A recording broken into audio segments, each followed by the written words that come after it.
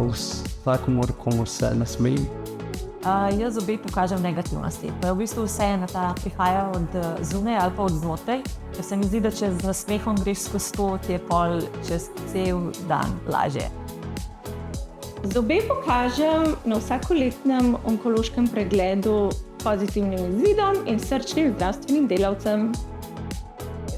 Zobe rada pokažem vsem tistim, ki me nasmejijo, pa tudi vsem tistim, ki mi kaj zagodajo.